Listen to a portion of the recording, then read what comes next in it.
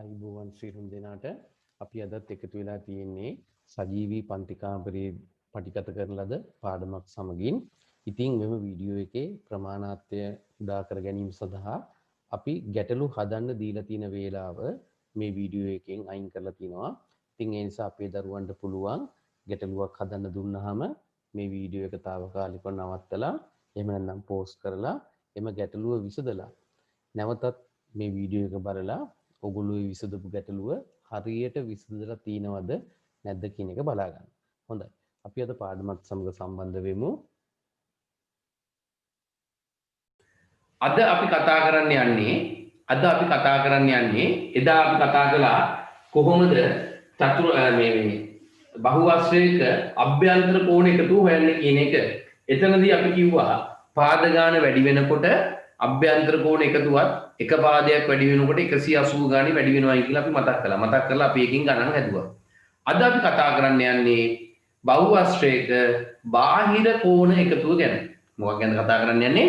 බහුවස්ත්‍රයක බාහිර කෝණ එකතුව ගැන. හරි. මුලින්ම ලියා ගන්න අනුමාතෘකාවක් බහුවස්ත්‍රයක බාහිර කෝණ එකතුව කියලා. බහුවස්ත්‍රයක බාහිර කෝණ එකතුව.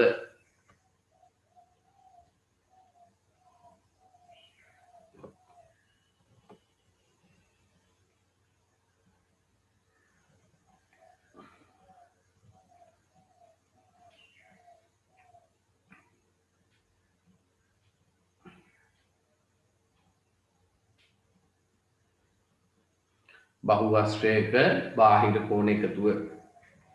හරි. අපි බාහිර කෝණ එකතුව හොයන්න කලින් හරියටම දැනගමු බාහිර කෝණයක් කියන්නේ මොකක්ද කියලා. ඒක හරියට තේරුම් ගන්න ඉන්න ඕනේ. දැන් බලන්නකෝ. මේ තියෙන පුතේ චතුරස්‍රයක්. හරිද? මේ තියෙන චතුරස්‍රයක්.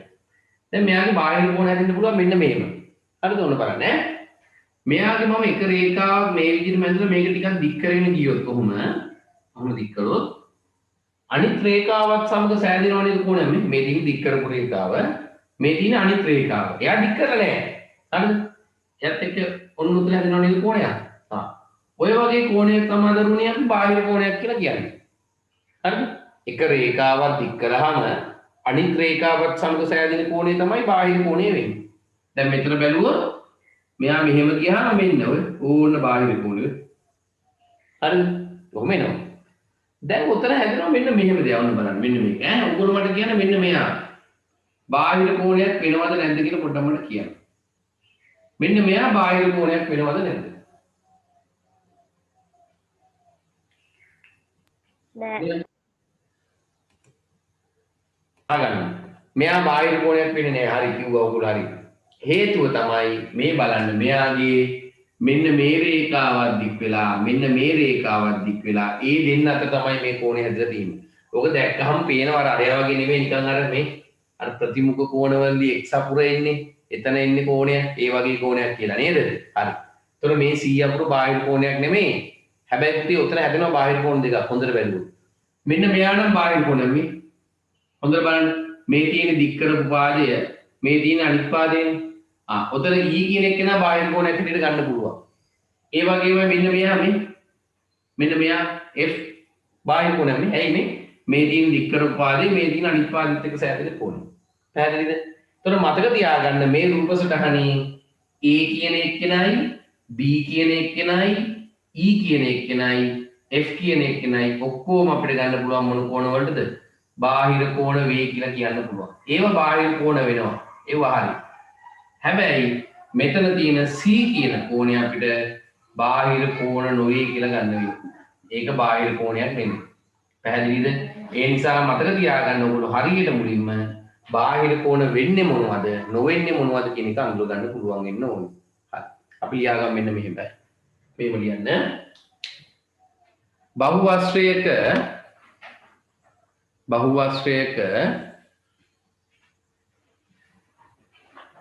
පාදයක් දික් කළ විට බහුවස්ත්‍රයක පාදයක් දික් කළ විට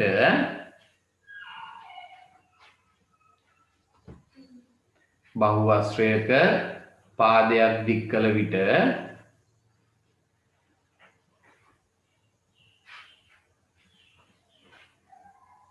ඉතිරි පාදය සමග සෑදෙන කෝණය.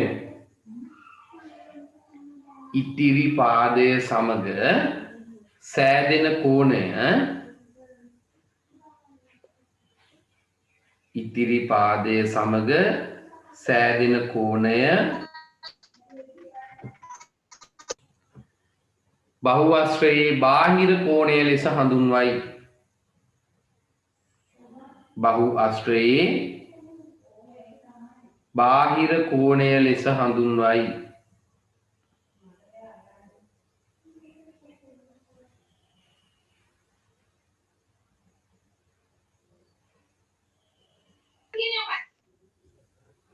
බහුවස්ත්‍රයේ බාහිර කෝණ ලෙස හඳුන්වයි. පැහැදිලිද? හරි හොඳයි.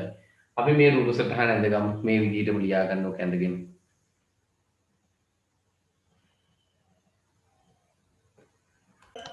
හොඳයි. දැන් ඕගොල්ලෝ දන්නවා මොනවද බාහිර කෝණ කියන්නේ කියලා නේද? බාහිර කෝණ හරියට අඳුර ගන්න පුළුවන් ඉන්න ඕනේ මතක තියාගන්න. වරද්ද ගන්න එපා. හරිද? බැලූ බැලමට බාහිර කෝණ වගේ පෙවුනට බාහිර කෝණ නොවන කට්ටිය එන්නත් පුළුවන්. හරි. දැන් එදා අපි කතා කළා ඔයගලන්ට මතකද අභ්‍යන්තර කෝණවලදී පාද ගාන වැඩි වෙනකොට අභ්‍යන්තර කෝණ වල එකතු වැඩි වුණා නේ. ඒක නිසා අපිට එතන මේ අභ්‍යන්තර කෝණ එකතු හොයන්න සූත්‍රයක් පවා යොදා ගන්න උනා. අර 180 වාරයක් n ඍණ 2 කියලා නේද? දැන් බාහිර කෝණ එකතුවේදී අපිට හරි ලේසි දෙයක් තියෙනවා. බාහිර කෝණ එකතුවේදී අපිට හරි ලේසි දෙයක් තියෙනවා. ඒ තමයි දරුවනේ ඔයගොල්ලෝ අටේදී ඉගෙන ගත්ත ත්‍රිකෝණයක බාහිර කෝණ එකතුව. ත්‍රිකෝණයක් කියන්නේ පාද 3යි බාහිර කෝණ 3යි තියෙන්නේ 360යි කියලා. අටේදී මොකද ඉගෙන ගත්ත චතුරස්‍රයක බාහිර කෝණ එකතුව. චතුරස්‍රයේ පාද 4ක් තියෙනවා. ඒ වගේමයි අභ්‍යන්තර කෝණත් 4යි තියෙන්නේ. ඒකෙත් ඔයගොල්ලෝ ඉගෙන ගත්ත අභ්‍යන්තර කෝණ එකතුව බාහිර කෝණ එකතුව 360යි කියලා. හරිද? එහෙනම් දරුවනේ ඔයගොල්ලෝට පේනවා පාද 3ක් තිබ්බත් බාහිර කෝණ එකතුව 360යි උනේ. පාද 4ක් තිබ්බත් බාහිර කෝණ එකතුව 360යි උනේ නේද? මතක තියාගන්න පාද 5ක් තිබ්බත් 6ක් තිබ්බත් 7ක් තිබ්බත් 8ක් තිබ්බත් 9ක් තිබ්බත් කීයක් තිබ්බත් බාහිර කෝණ එකතුව දරුවනේ වෙන්නේ 360ම තමයි. ඒක වෙනස් වෙන්නේ නැත. ඒ නිසා හරි ලේසි. බැරි වෙලා හරි ඕකත් වෙනස් වුණා නම් බාහිර කෝණ එකතුව වෙනත් වෙනම සූත්‍ර දාගෙන අපිට ගණන් හදන්න වෙනවා. ඔතන අපේ වෙලාවට ඒක වෙනස් වුණේ නැහැ. 360යි කියලා තියෙන්නේ. ඒ නිසා අපිට මේ ගණන් හදන්න හරි ලේසි. පැහැදිලිද? එහෙමනම් ඕනෑම පාද ගානක් තියෙන බහුවස්ත්‍රයක පාද 3ක් වේවා නේද? කොහොම පාද 3ක් හරි කියන අභ්‍යන්තර කෝණ බාහිර කෝණ 3ක් 4ක් 5ක් තියෙන ඕනෑම බහුවස්ත්‍රයක මතක තියාගන්න බාහිර කෝණ එකතුව වෙන්නේ අංශක 360යි. බාහිර කෝණ වේග එකතු වෙන්නේ කීයද? අංශක 360යි. හරි. යටින් තව ලොකුමක් දාලා ලියා ගන්න මෙන්න මෙහෙම. ඕනෑම බහුවස්ත්‍රයක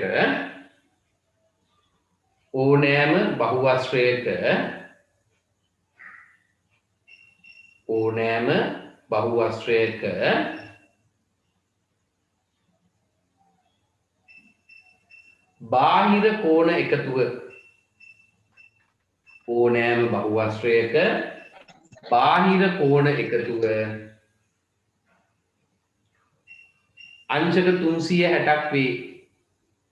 ඕනෑම බහුවස්ත්‍රයක බාහිර කෝණ එකතුව අංශක 360ක් වේ. අංශක 360ක් වේ. හරි. මේකත් ඉක්මනට ඇඳගම් බලන්න. හරි හොඳයි. අපි දැන් ඕකෙන් ගණන් කීපයක් හදමු. ඕනෑම බහුවස්ත්‍රයක බාහිර කෝණ එකතුව අංශක 360ක් වෙන නිසා අපිට මේකේ ගණන් හදද්දී හරි ලේසියි. හරිද? හරි. මම මුල්ම ගණන් ටික ඔයගොල්ලන්ට තනියම හදන්න දෙන්නම්. මොකද මේ වගේ ගණන් ඔයගොල්ලෝ හදලා තියෙන නිසා. හැබැයි ගාන හදන්න කලින් මෙන්න මේ දේ මතක තියාගන්න. ගාන හදන්න කලින් දරුවනේ හොඳට බලන්න මේවා ඔක්කොම බාහිර කෝණද කියලා. මොකද බාහිර කෝණ ටික එකතු කරොත් විතරනේ 360 වෙන්නේ. දැන් නිකම්ම හිතන්නකෝ මේ ගාන. ඔන්න බලන්න මෙයාගේ ඈ. මෙන්න මෙහෙම දීලා තියෙනවා. හරිද? මුලින්ම බලන්න මේ හතර දෙනාම බාහිර කෝණද කියලා. ඒක හොඳට බලන්න මුලින්ම. මේ හතර දෙනාම බාහිර කෝණද කියන එක බලන්න. දැන් අපිට පේනවා මෙයත් බාහිර කෝණ. ප්‍රශ්නේ නැහැ. හතර දෙනාම බාහිර කෝණ. ඒක බලන්න මුලින්ම. තමයි මුලින්ම බලන්න. දැන් x නේ හොයන්න තියෙන්නේ. ඔයගොල්ලෝ දන්නවද මේ ආකාරයේ ගණන් හදන්න? මම මේක කලින් දවසෙත් ඔයගොල්ලන්ට කියා දුන්නා. එතකොට මේකේ හදන්න ඔයගොල්ලෝ කරන්නේ දැන් දන්න ඔයගොල්ලෝ මොකද කරන්නේ මේ ටික ඔක්කොම මොනවා කරනවද? එකතු කරනවා. එකතු කරාම එන උත්තරේ දිනවනේ. ඒක අපි මෙයාගේ බාහිර කෝණ එකතු 360යි. 360න් මොකද කරන්නේ? 360න් අඩු කරනවා. අඩු කරාම x ලා ගේනවා. හරිද? x අවුරුදු දෙක තුනක් තිබ්බොත් ඒ තියෙන ගානින් බෙදන්නත් ඕනේ. මතක ඇති අපි ඒව හැදුවා නේද? හරි. එතන මෙන්න මේකත් පොඩ්ඩක් බලා ගන්න. දැන් ඕගොල්ලෝ කොහොම හදනවනේ හරියට. ඒක ප්‍රශ්නයක් නෑ. දැන් ගානේ ඔන්න ඔහොම දෙනවා. අපි කොහොම දෙනවා? නිකන් මෙතන 64 කොහොම දෙනවා? දැනුත් අපේ ළමයි කියනවා මේ ඔක්කොම ටික එකතු කරාම එනවා කියලා 360. දැන් හරිද? දැන් හරිද? නැහැ දැන් වැරදි මතක තියාගන්න. හේතුව මෙයා බාහිර කෝණයක් නෙමෙයි. මෙයා මොන කෝණයක්ද? මෙයා අභ්‍යන්තර කෝණයක්. ඒ වෙලාවට මට මෙතන බාහිර කෝණේ හොයන්න වෙනවා. නේ? 180න් අඩු කරලා හොයන්න වෙනවා. එහෙම අවස්ථාවක් එනවා. පැහැදිලිද මං කියන්නේ? ඒ නිසා හොඳට බලන්න මුලින්ම මේ ඔක්කොම බාහිර කෝණ වෙනවාද නැද්ද කියන එක. මෙතන ප්‍රශ්නයක් නෑ ඔක්කොම බාහිර කෝණ වෙනව නේද? ඒ නිසා අපිට හදාගෙන යන්න පුළුවන්. හරි. xc අගය සොයන්න කියලා මෙන්න මේ ගණන් ටික ඉක්මනට හදමු බලන්න. xc අගය හොයන්න කියලා මේ ගණන් ටික හදමු බලන්න.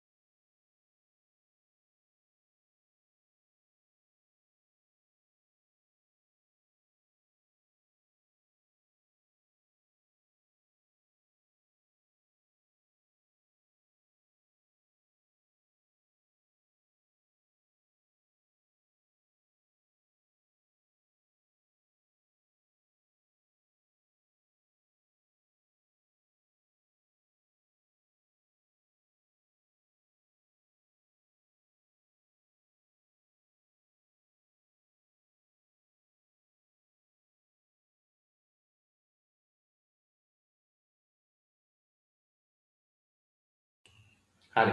මේ ගණන් ටික හදමු බලන්න. හොයන්න ඉක්සලාගේ හොඳයි. ඇති වෙලාව අපි බලමු නේද? අපි බලමු මේවා ලේසි ඇත්තම දැන් රූපණින් තමයි චුට්ටක් වෙලාව යන්නේ. මේක අපිට ඉක්සලාගේ හොයන්න පුළුවන් පළවෙනි ගානේ. අපි දන්නවා මේ මුලින්ම මම කිව්වා මේ ඔක්කොම බාහිර කෝණද බලන්න කියලා. මේ ඔක්කොම බාහිර කෝණ. මේ ඔක්කොම එකතු කරාම ඉන්නේ 360. එහෙනම් මම කරන්නේ 112 කියන එකනයි 102 කියන එකනයි 64 කියන එකනයි එකතු කරනවා. එකතු කරාම වෙනවා දරුවනේ 278ක්. ඊට පස්සේ මම කරන්නේ 360න් 278 අඩු කරනවා. අඩු කරාම අපිට එනවා දරුවනේ අංශක 82ක්. අංශක 82ක්. x ලා කියනවා අංශක 82යි කියලා. x සමානයි අංශක 82යි. හේතුව වෙන්නේ බහුආශ්‍රයක බාහිර කෝණ එකතු කියලා දැම්මත් කමක් නැහැ. මෙතන නම් චතුරාශ්‍රයක බාහිර කෝණ එකතු කියලා දැම්මත් කමක් නැහැ. හේතුවක් දාන්න. බාහිර කෝණ එකතු කියලා හරි දාන්න අඩුතරම ඈ. හැම වෙලාවෙම හේතුව ලියන්න පුරුදු වෙන්න. හරි. ඔන්න පළවෙනි ගානට උත්තරේ 82යි. කාගේ හෝ වැරද්දක් තියෙනවා නම් චුට්ටක් දාන්න ඒක. ප්‍රශ්නයක් නැහැ. ප්‍රශ්න අංකෙත් එක වැරදි කියන එක දාන්න. හරි. දෙවෙනි ගානේ මම මෙතනින් හදන්නම්. දෙවෙනි ගානේ හොඳට බලන්න ඔක්කොම බාහිර කෝණද කියලා. ඔව් සියල්ල බාහිර කෝණ ප්‍රශ්නයක් නැහැ. එහෙනම් මම ඉලක්කම් ටික එකතු කරනවා 90යි 37යි 53යි මම එකතු කරනවා. එකතු කරාම වෙනවා දරුවනේ 180ක්. එහෙනම් 360න් 180ක් අඩු කරාම මට එනවා දරුවනේ 180යි කියලා. ඔය 180 ඉන්නේ x අකුරු දෙකකටනේ. x අකුරු දෙකකටනේ. එකක් හොයන්න දෙකෙන් බෙදුවාම 90යි කියලා එනවා. එහෙනම් උත්තර එන්නේ x සමානයි 90යි. ඒකටත් හේතුව දාන්න බාපෝයි කියන්නේ බාහිර කෝණ එකතුව. බාහිර කෝණ එකතුව. ඊගාවට දරුවෝ තුන්වෙනි ගාන මම එක මෙතනින් හදන්නම්. x අකුණු තුනක් තියෙන්නේ හරි ලේසි. අපි දන්නවා 360යි වෙන්නේ නේද? එහෙනම් 363න් බෙදෙනවා. 3න් බෙදුවාම එනවා අංශක 120යි කියලා. ඒකටත් හේතු දාන්න බාකෝයි. හරි. ඔන්න අපි හරි ලේසියෙන් ඒ ගණන් ටික හදුවා. නේද? හරි. මම දැන් තව ගණන් කිව්වක් දෙන්න යන්නේ. හරිද? දැන් ඔය මම ඔක්කොම හරියට බාහිර කෝණ දීලාමනේ මේ ගණන් ටික හැදුවේ. දැන් බලන්නකෝ මෙන්න මේ ගාන. හරි ඊගා ප්‍රශ්නේ ලියා ගන්න x හා y සොයන්න. x හා y සොයන්න. x හා y සොයන්න.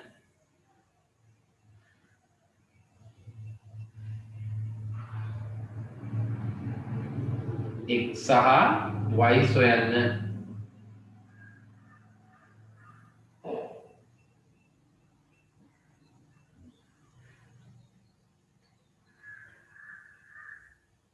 හරි බලන්න මෙන්න මේ ගාන.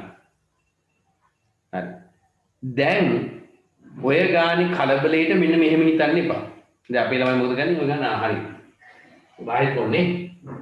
එහෙනම් අපේ ළමයි දිනවා මෙයයි x එක්කෙනයි 112යි 109යි 120යි. ඔය ඔක්කොම එකතු කරාම එනවා 360ක්. කියලා මේ තුන් දෙනා එකතු කරලා 360න් අඩු කරලා හදාගෙන යනවා. දැන් එහෙම හැදුවොත් වැරදීනේ. ඕගොල්ලන්ට පේනවනේ හේතුව මොකක්ද කියලා. හේතුව මෙයා මොන කෝණයක් නෙමෙයිද? බාහිර කෝණයක් නෙමෙයි. බාහිර කෝණයක් නෙමෙයි නම් එයා බාහිර කෝණ එකතුව ගන්න බෑනේ. එතකොට අපේ දරුවන්ට මේකෙදි පේනවා බාහිර කෝණ එකතුව ගන්න කලින් ඕගොල්ලන්ට සිද්ධ වෙනවා කවුරු හොයන් ඉන්නද? y හොයාගෙන ඉන්න. පැහැදිලිද? විභාග සමහර ගණන් වල පුතේ මෙතෙන් ඉංග්‍රීසි අකුරක් දෙන්නේ නැතුව කොහොම දෙන වෙලාවල් තියෙනවා. ඉංග්‍රීසි අකුරක් දෙන්නේ නොදුන්නයි කියලා ඔයගොල්ලෝ හොයන්න නැතුව ඉන්නේ. ඔයගොල්ලන්ට ඕන මෙතන ඉංග්‍රීසි අකුරක් දාගෙන හොයන්න පුළුවන්. ඔයගොල්ලන්ට කැමති අකුරක් දාලා හොයලා පෙන්නන්න. මොකද ඒක හොයන්න නැතුව අපිට මෙයා හොයන්න බෑනේ. නේද? මතක තියාගන්න. මේ වගේ ගණන් ආවොත් එහෙම කරන්න. දැන් මෙතන මම ඉංග්‍රීසි අකුරක් දුන්නා. එහෙනම් දැන් අපේ ළමයින්ට පේනවා අපි මෙතන මුලින්ම x හොයන්න කලින් ඊගාවට y හොයන්න ඕනේ.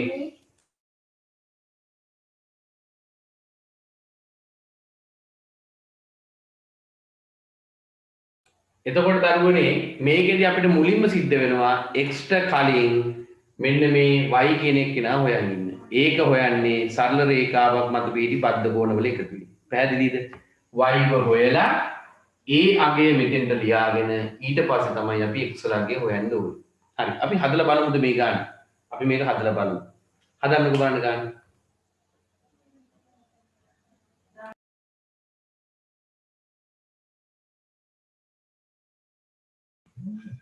මුලින්ම y හොයලා ඊට පස්සේ x හොයන්න තියෙනවා. බලමු පුළුවන් වේද කියලා. හරි බලමු අපි. මුලින්ම අපි y හොයන්නකෝ. 180න් 112 කඩු කරාම අපිට එනවා අංශක 68යි කියලා. පුතේ හේතු දාන්න. සාරේ මාපී බාකෝ. සාරේ මාපී බාකෝ. එහෙම නැත්නම් ඔක මෙන්න මේ මතක තියාගන්න පුළුවන්. දැන් ඔයගොල්ලන්ට පේනවා මේ තියෙන්නේ අභ්‍යන්තර කෝණයක් මේ තියෙන්නේ බාහිර කෝණයක් නේද? මතක තියාගන්න බහුවස්ත්‍රයක අභ්‍යන්තර කෝණයයි බාහිර කෝණය එකතු කරාම හැම වෙලාවෙම අංශක 180යි වෙන්නේ. එකම දැනින් පටන් ගන්න අභ්‍යන්තර කෝණයයි බාහිර කෝණය ගත්තොත් ඒ දෙන්නගේ එකතුව 180යි වෙන්නේ. ඉතින් ඕකම අපිට සාරේ මාපී බාකෝ. ඒ කියන්නේ සරල රේඛාවක් මත පිහිටි බද්ධ කෝණවල එකතුව 180 කියලා ගන්නත් පුළුවන්. හරිද? හරි. ඔක හෙව්වන් පස්සේ මෙතන ලියා ගන්න. ඒතර හොඳයි ඔක. ඔයගොල්ලෝ වර්ගින්නේ ඔන්න එයා 68යි කියලා හෙව්වා. හරිනේ. දැන් මම යනවා x හොයන්න. x බාහිර කෝණයක්. x බාහිර කෝණයක් නේ. එහෙනම් අපි ගන්න ඕනේ දැන් බාහිර කෝණ. ඒතර මම බාහිර කෝණ වලට එකතු කරන්නේ 120යි 109යි මෙතනින් හොඳට බලන්න ඉන්නේ කවුද? කීයද එන්නේ? 112යිම නෙමෙයි ඉන්නේ. කීයද එන්නේ? 68 එන්නේ. ඔය ටික ඔක්කොම එකතු කරනවා. එකතු කරාම මට එනවා දරුවනේ අංශක 297ක්. අංශක කීයක් දෙන්නේ? 297ක්. එහෙනම් x ලාගය හොයන්න මම කරන්නේ 360න් 297ක් අඩු කරාම අංශක 63යි කියලා එනවා. හේතුවට දාන්න බාහිර කෝණ එකතුව බාකෝ a. හේතු වෙන්නේ මොකද්ද? බාකෝ a. පැහැදිලිද? හරි. බලන්න ඔකේ අඩුපාඩු තියෙනවද කියලා දැන් මම ගණන් කිහිපයක් දෙන්නම් ඔයගලන්ට තනියම හදාගෙන යන්න. මේ ටික හදමුකෝ බලන්න අපි.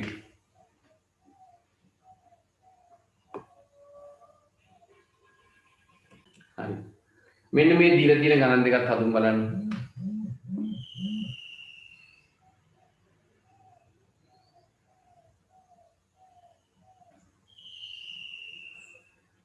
මෙතන තියෙන මේ 125 හදම් බලන්න පරිස්සමෙන්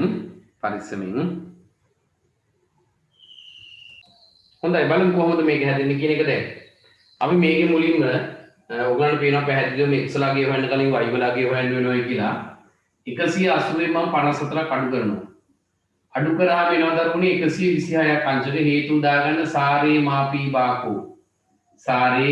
මාපී පාකෝ කොහොමයි එන්නේ හරිද එතකොට එයා 126ක් වෙනවනම් ඔන්න මම ඉතින් ලියාගත්තා දැන් අපිට x හරි පහසුවෙන් හොයන්න පුළුවන් ඒ තමයි බාහිර කෝණ වෙන්නේ 126යි 137යි x කියන එක නේ එහෙනම් x හොයන්න මම කරන්නේ 126යි 137යි මුලින්ම එකතු කරනවා එකතු කරාම වෙනවා 263ක් මම කරන්නේ 360න් 263 අඩු කරනවා අඩු කරාම වෙනවා අංශක 97 ඒකට හේතුව දාන්න බාකෝ ඒ තමයි බාහිර කෝණ එකතුව කියන එක කියන බාහිර කෝණ එකතුව බලන්න ඔක හරිද කියලා ඔන්න ඔහමයි ඔක හදන්නේ සොය බාකෝයේ සාරේ මාපී බාකෝ දැම්මේ නැත්තම් වැරදි. ඔව් ඔයාලනේ හේතුව ලිව්වේ නැතොත් වැරදිද කියලා හේතුව ලිව්වේ නැතොත් මෙහෙම ප්‍රශ්නයක් තියෙනවා විභාගෙ හිතන්නකො මේකට ලකුණු දෙකක් හම්බ වෙනවා කියලා මේකට ලකුණයි මේකට ලකුණයි හම්බෙන්නේ ඒකට ඔයාලට හම්බෙන්නේ එක ලකුණක් විතරයි වැරදි නැහැ සම්පූර්ණ ලකුණු හම්බෙන්නේ නැහැ හේතු ලියන්න ඕනේ අනිවාර්යයෙන් උරු වෙන අනික පුතේ මතක තියාගන්න මේක අපි ජ්‍යාමිතිය කියලා දැන් ලබන අවුරුද්දේදී අපි 10 වසරේදී මේක ජ්‍යාමිතිය පාඩම් විදිහට වෙන වෙනම හදාගෙන යනවා ඕලෙවල් විභාගයේ ජ්‍යාමිතිය රචනා ප්‍රශ්න 3ක් එනවා රචනා ප්‍රශ්න 3ක් එනවා ලකුණු 30ක් එනවා හරිද ඒතර ඒ ලකුණු 30 හැදෙද්දී මේ වගේ ක්‍රම මේවා ලියන්න ඕනේ අනිවාර්යයෙන් එහෙම නැතු ඕලෙවල් විභාගයේ ලකුණු දෙන්නේ නැහැ නිසා දැම්ම උරු වෙලා යන එක තමයි හොඳ දැම්ම උරු වෙන එක තමයි හොඳ ඒ වෙලාවේ වට උරු වෙන්න ගියාම කරදරයි ටිකක් හරිද හරි හොඳයි දැන් ඒ ගාන හරි අපි ඊගාව ගානට ගියොත් ඊගාව ගානේ හොඳට බලන්න මුලින්ම මට හොයාගන්න වෙනවා x නෙමෙයි x හොයන්න වෙනවා x හොයාගන්න පුළුවන් හරි ලේසි 180න් 127ක් අඩු කරාම දරුවෝ x ලාගේ එනවා මට අංශක 73යි කියලා නෑ වැරදි නේද 73ක් කියන්නේ 53යි කියලා එනවා හේතුව සාරේ මාපී බාකු ඔන්නම් එක ලියා ගන්න 53 දැන් අපේ ළමයි යනවා දැන් මට y හෙව්ව හැකි කියලා y හොයන්න යනවා පුතේ y හොයන්න යද්දි හොඳට බැලුවා නම් එනවා ප්‍රශ්නයක් මේක දැක්කේ නැද්ද දන්නේ අපේ ළමයි ලිව්වත් දන්නේ 53යි y කියන එකේනයි 125යි 134යි ඔක්කොම බාහිර කෝණ කියලා හිතලා ගත්තත් දන්නේ ගත්තනම් වැරදි හොඳට බලන්න උතන 125 කියන්නේ බාහිර කෝණයක් නෙමෙයි අභ්‍යන්තර කෝණයක් නේ එහෙනම් එතන බාහිර කෝණයක් හොයන්න වෙනවා දැන් ළමයි කියන්න පුළුවන් ඕක හොයපු නැති එකට නිදහසට කරුණක් විදියට ඉතින් සර් එතන ඉංග්‍රීසි අකුරක් දීලා නෑනේ කියලා මම කිව්වා එහෙම ගණන් ඉන්න පුළුවන් විභාගෙදී ඔයගොල්ලන්ට එහෙම නිදහසට කරුණු කියන්න බෑ අනේ ඉංග්‍රීසි අකුරක් ආපු නැති නිසා මම හෙව්වේ නෑ කියලා එහෙම බෑ නේද මම කිව්වා ඉංග්‍රීසි අකුරක් නැත්නම් ඔයගොල්ලන්ට කැමති ඉංග්‍රීසි අකුරක් දාගෙන හොයන්න මම මෙතන මොකක් හරි අකුරක් දාගන්න ඒ කියලා දාගන්නම් එයාව හොයන්න වෙනවනේ පේනව නේද එයාව හොයන්න වෙනවා එයාව හොයන්නත් කරන්න වෙන්නේ 180න් 125ක් අඩු කරන්න වෙනවා. පුතේ ඔහොම ගණන් අහන්නත් පුළුවන්. ඉංග්‍රීසි අකුරක් නොදී අහන්න පුළුවන්. එහෙනම් මෙතෙන් දෙන්නේ 55යි කියලා. එයාව හොයන්න ඕනේ. ඔන්න දැන් මට පුළුවන් y වලගේ හොයන්න යන්න. දැන් මට පුළුවන් y වලගේ හොයන්න. කොහොමද දැන් y වලගේ හොයන්නේ? 53යි 55යි 134යි කියන මේ ඔක්කොම එකතු කරනවා. එකතු කරාම වෙනවා දරුවනේ 242ක් අපි කරන්නේ 360න් 242 අඩු කරනවා. අඩු කරාම වෙනවා දරුවනේ අංශක කීයද? අංශක 118ක් කියලා එනවා. ඕකාවේ බාහිර කෝණ එකතුවේ.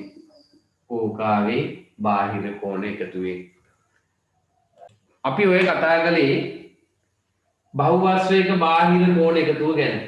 ඔය කතා කරේ බහුවස්ත්‍රයක බාහිර කෝණ එකතුව ගැන. එයා වෙනස් වුණේ නෑනේ. 360මනේ තිබ්බේ. ඒ නිසා වැඩේ හරි ලේසි වුණා. 360ම තිබ්බ නිසා වැඩේ හරි ලේසි වුණා. හරිද? දැන් අපි කතා කරන්න යන්නේ ඕකේ අවසාන මාතෘකාව. ඒ තමයි සවිධි බහුවස්ත්‍ර ගැන. සවිධි බහුවස්ත්‍ර ගැන. ලියා ගන්න මාතෘකාව සවිධි බහුවස්ත්‍ර. සවිධි බහුවස්ත්‍ර. සවිධි බහුවස්ත්‍ර. පුතේ සවිධි බහුවස්ත්‍රයක් කියලා කියන්නේ මතක තියාගන්න පාද සියල්ලමත් අභ්‍යන්තර කෝණ සියල්ලමත් සමාන එක්කෙනෙක්ට. පාද සමාන වෙන්නත් ඕනේ අභ්‍යන්තර කෝණ සමාන වෙන්නත් ඕනේ. දෙකම සමාන වෙන්න ඕනේ. දැන් ඒකට හේතුව මෙහෙමයි. දැන් මොන බලන්නකෝ මෙන්න මේ රූපය ඈ. මේ රූපේ බලන්නකෝ.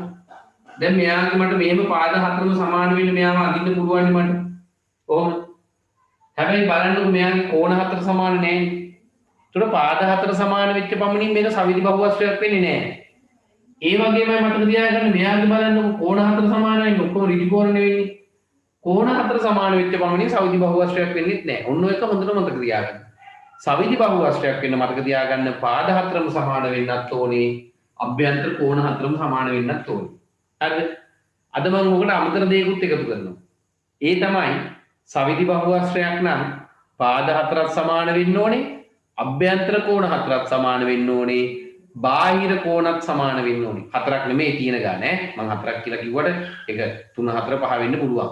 රූපය ඇටියට වෙනස් වෙනවනේ. පැහැදිලිද? සවිධි බහුවස්ත්‍රයක් මම නැවත කියනවා. සවිධි බහුවස්ත්‍රයක සියලුම පාද සමානයි, සියලුම අභ්‍යන්තර කෝණ සමානයි සහ සියලුම බාහිර කෝණ සමානයි. ඔන්නෝක මතක තියාගන්න. ඒ වගේ කෙනෙක් තමයි අපි සවිධි බහුවස්ත්‍රයක් කියලා කියන්නේ. හරිද? දැන් මේ තියෙන්නේ සවිධි බහුවස්ත්‍රයක්. මේ වගේ හරියටම අදින්න බෑ ඔයගොල්ලන්ට නේද? කෝණ හරියට මෙන්න දල වශයෙන් ඇඳලා පෙන්නන්න. මේ තියෙන්නේ පුතේ සවිධිය කෙනෙක්. එයාගේ පාද පහම සමානයි, අභ්‍යන්තර කෝණ පහම සමානයි. ඉතින් අපි දන්නවා අභ්‍යන්තර කෝණ පහ සමාන වෙනකොට බාහිර කෝණ පහ නිකම්ම සමාන වෙනවා නේ. ඒ නිසා තමයි මම කිව්වේ බාහිර කෝණත් සමාන වෙනවායි කියලා. පැහැදිලිද? හරි. ලියා ගන්න මෙන්න මෙහෙම. මෙහෙම ලියා ගන්න.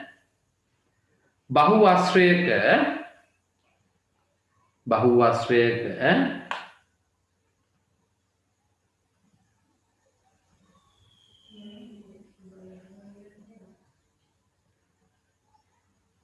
පාද සියල්ලත්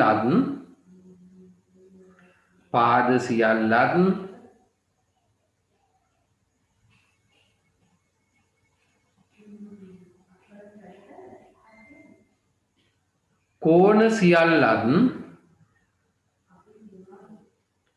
පාද සියල්ලත් අභ්‍යන්තර කෝණ සියල්ලත් කියලා ලියාගන්න. පාද සියල්ලත් අභ්‍යන්තර කෝණ සියල්ලත් සමාන නම්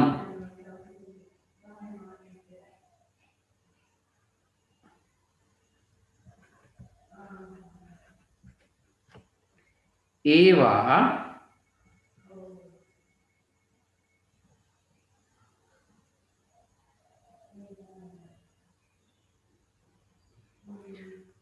සවිධි බහුවස්ත්‍ර ලෙස හඳුන්වයි.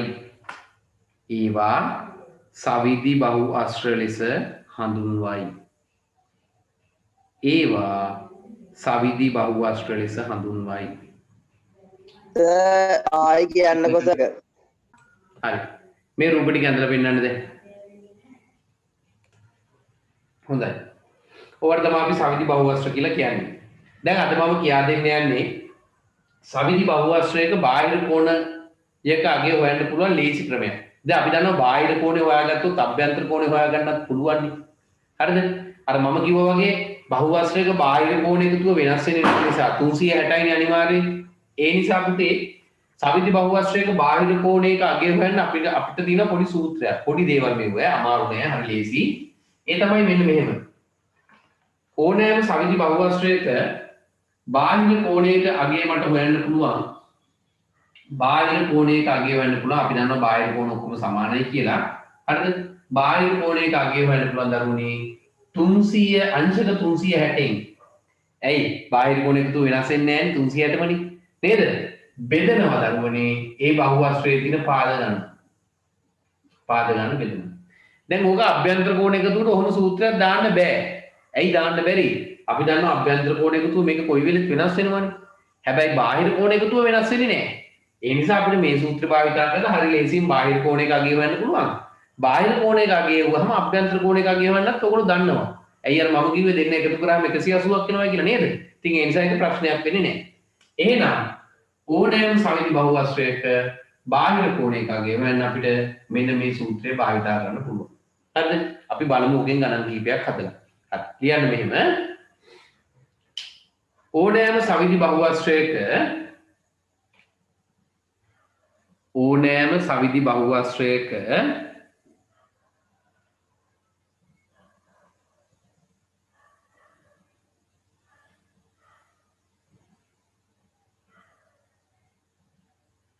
පාද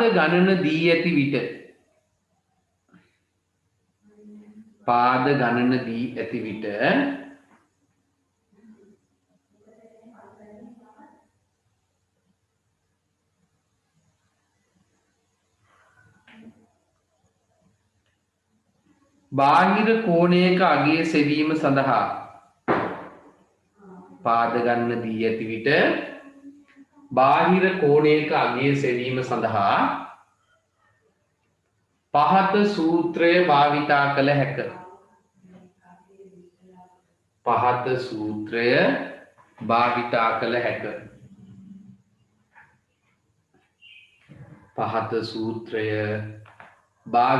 කළ හැක.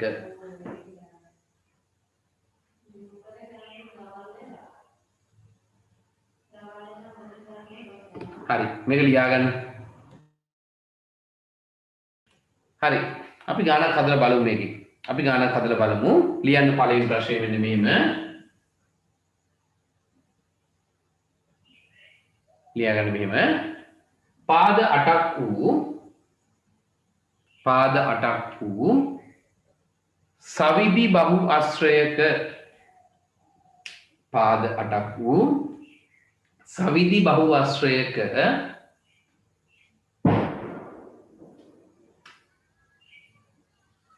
රෝමිලක්කම් 1 පාද 8ක් වූ සවිදි බහුවස්ත්‍රයක රෝමිලක්කම් 1 බාහිර කෝණයක අගය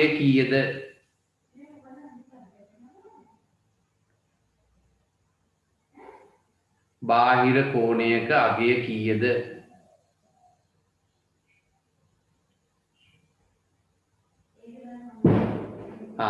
ඔයගොල්ලෝ තනියම හදන්න ඕනේ. මේ සූත්‍රය පොඩ්ඩක් ලියමු. එතකොට අපිට ඔක මතක ඉන්නවනේ. ලියද්දි කෙටියෙන් ලියන්න. මේ වගේ දිගට ලියන්න ඕනේ නැහැ. බාහිර කෝණයක අගය සමානයි කියලා ලියලා 360 බෙදීම පාද ගණන කියලා. එතකොට උදේ මේව අපිට මතක හිටිනවනේ. දෙපාරක් තුන්පාරක් ලියනකොට මතක හිටිනවා. ඔහොම ලියාගෙන හොයමු බලන්න මෙයාගේ බාහිර කෝණයක අගය ඉක්මනට. හොයන්න බලන්න බාහිර කෝණයක අගය. බලමු පාද 8යි කියලා දුන්නේ නේද? එහෙනම් අපිට තියෙන්නේ 360 8ෙන් බෙදන්න. 360 8ෙන් බෙදුවාම හරියට බෙදන්න. හරිද? වරද්දන්න එපා පොඩි දේවල් බෙදද්දී. හරිද? 360 8ෙන් බෙදුවාම එනවා 360 8ෙන් බෙදලා මෙහෙමයි. 3 නේ 36ට 4යි. 4 වරකට 32යි. 4ක් ඉතුරුයි. 48 5යි. 5කට 40යි. බිඳුවයි. උත්තරේ නේද උනේ අංශක කීයද වෙන්නේ? අංශක 45යි කියලා. එහෙනම් පාද 8ක් තියෙන සවිදි බහුවස්ත්‍රයක බාහිර කෝණයක අගය වෙන්නේ අංශක 45යි. හරි නේද? ඒකෙම මම අහනවා රෝමිලක්කම් 2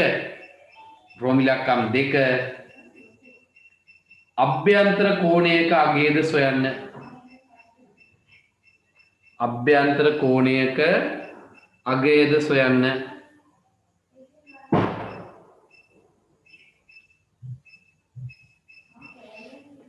හරි.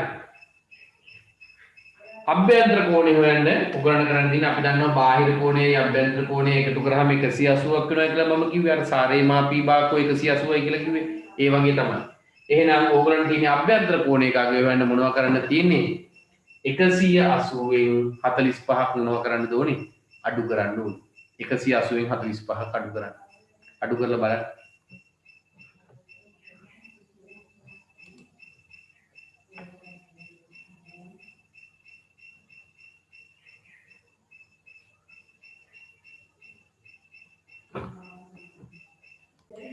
හරි කොහොමද එන්නේ? 180න් 45ක් අඩු කරාම වෙනවා දරුවනේ අංශක 135යි කියලා එනවා. කීයද එන්නේ? අංශක 135යි කියලා එනවා. හරි සරලයි නේද? බාහිර කෝණය හොයාගත්තා කියලා කියන්නේ අභ්‍යන්තර කෝණය හොයාගත්තා වගේ තමයි. හරි. මම තනියම හදන්න ගමන් දෙන්නම්. මේ ගාන හදන්න ඕගොල්ලෝ ප්‍රශ්න අංක 2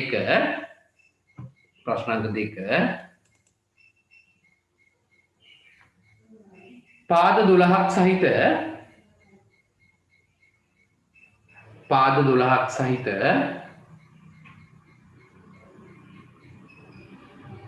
සවිධි බහුවස්ත්‍රයක පාද 12ක් සහිත සවිධි බහුවස්ත්‍රයක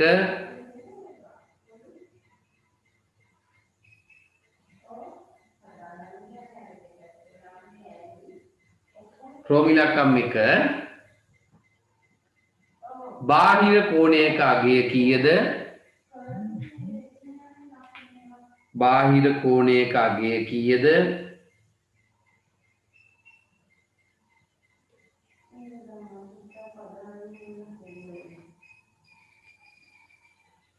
ක්‍රෝමිලක්කම් 2 අභ්‍යන්තර කෝණයක අගය කීයද?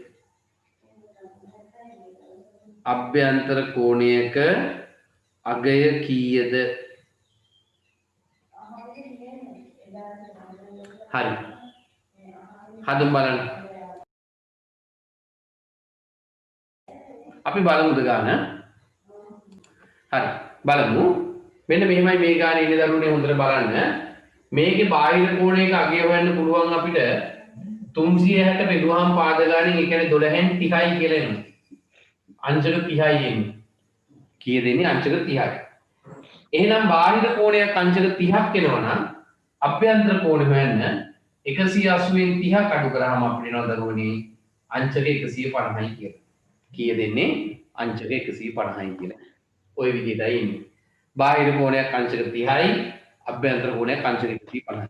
එහෙනම් සවිධි බහුවස්ත්‍රයක් කියලා දුන්නොත් වැඩි හරි ලේසි. හොඳට මතක තියාගන්න. අපිට ඉක්මනින් බාහිර කෝණයක අගය හොයන්න පුළුවන්. හරිද? ඕකෙම දරුවෝ ඕකෙම පොඩ්ඩක් අනිත් පැත්තත් එන අවස්ථාවක් අපිට තියෙනවා. ඒ කියන්නේ දැන් ඕකේ කලේ පාද ගාන දීලා බාහිර කෝණයක අගය හොයපෙකනේ. විභාගේ සමහර වෙලාවට බාහිර කෝණයක අගය දීලා පාද ගාන හොයන්නත් එනවා. මොකද්ද වෙන්නේ? බාහිර කෝණයක අගය දීලා පාද ගාන හොයන්නත් එනවා. ඒ කියන්නේ මෙන්න මේ වගේ මේ ඔන්න බලන්න ඈ. එහෙම ආවොත් ඕගලන්ට පාද ගන්න හොයන්න මෙන්න මේ වගේ සූත්‍රයක් තියෙනවා. අර වගේම තමයි. ඒ දෙන මාරු වෙන විතරයි වෙන්නේ. දැන් හොයන්න තියෙන්නේ පාද ගන්න. පාද ගන්න හොයන්න ඕගොල්ලෝ කරන්නේ අංශක 360න් බෙදනවා බාහිර කෝණයක අගය කියන එක. බාහිර කෝණයක අගය කියන එක අංශක 360න් බෙදුවාම අපිට පාද ගන්න කීයද කියලා එනවා. පැහැදිලිද? අර බලන්න ඉස්සෙල්ලා බාහිර කෝණයක අගය මෙතන හිටියා පාද ගන්න මෙතන හිටියා නේ. ඒ බාහිර කෝණයක අගය හොයනකොට දැන් පාද ගන්න හොයනකොට පාද ගන්න මෙතන ඉන්නවා බාහිර කෝණයක අගය මෙතෙන්ට ඇවිල්ලා තියෙනවා. ඒ දෙන්න මාරු වෙලා තියෙන එක විතරයි වෙලා තියෙන්නේ. පැහැදිලිද? හරි. හරි ලියා ගන්න මෙහෙම. තව ලකුණක් දාලා ලියා ගන්න. සවිධි බහුවස්ත්‍රයක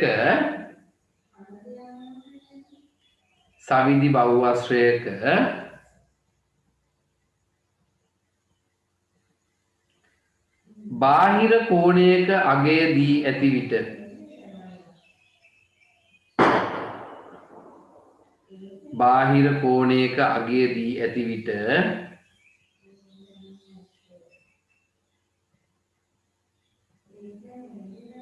පාද ගණන සෙවීම සඳහා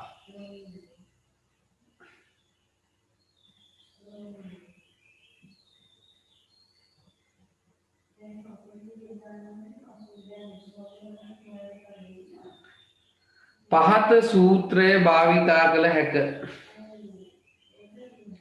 පහත සූත්‍රය භාවිතා කළ හැක.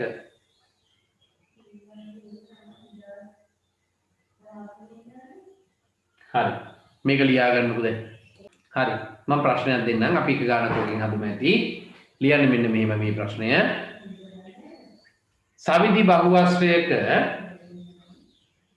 සවිධි බහුවස්ත්‍රයක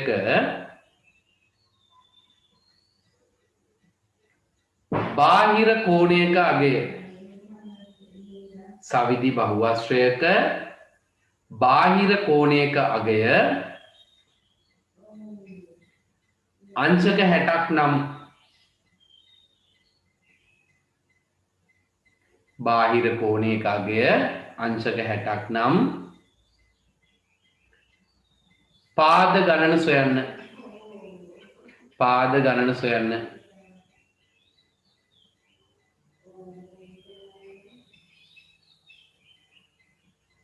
හරි. හදමු බලන්න ඉක්මනට.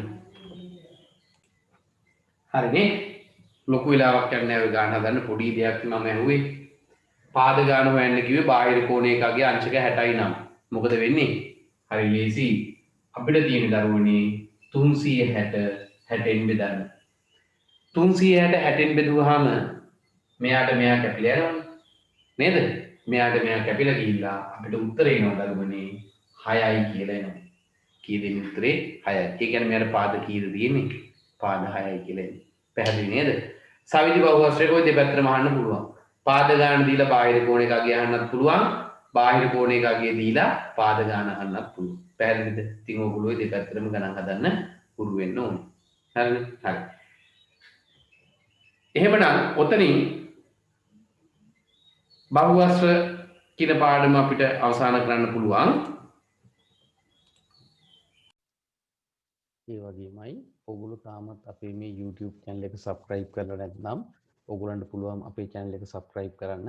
එතකොට මේ වගේ අධ්‍යාපනික වීඩියෝ එකක් මේ channel එකට දාපු ගමන්ම ඕගොල්ලන්ට ඒක නරඹන්න පුළුවන්. ඉතින් අද කතා කරපු පාඩම සම්බන්ධයෙන් මොනවා හෝ ප්‍රශ්න එහෙම නැත්නම් ගැටලු තියෙනවා නම් ඕගොල්ලන්ට පුළුවන් මේ වීඩියෝ එක පහලින් එක කමෙන්ට් එකක් හැටියට දාන්න. එහෙමත් නැත්නම් මේ වීඩියෝ එකට අදාළ විස්තරෙහි WhatsApp නම්බර එකක් දීලා තිනවා. ඒ නම්බරයට මැසේජ් එකක් දැමීමෙන් හෝ ඕගොල්ලන්ට තියෙන මොනවා හෝ මීට අමතරව හම්බෙච්ච ප්‍රශ්න හෝ ගැටලු තියෙනවා නම් මට පුළුවන් ඒවට පිළිතුරු ලබා දෙන්න. හොඳයි. එහෙනම් ඉක්මනින්ම තවත් අලුත් පාඩමක් සමගින් ඔබව හමු වෙන්නම්. එතෙක් ඔබට බුදු සරණයි.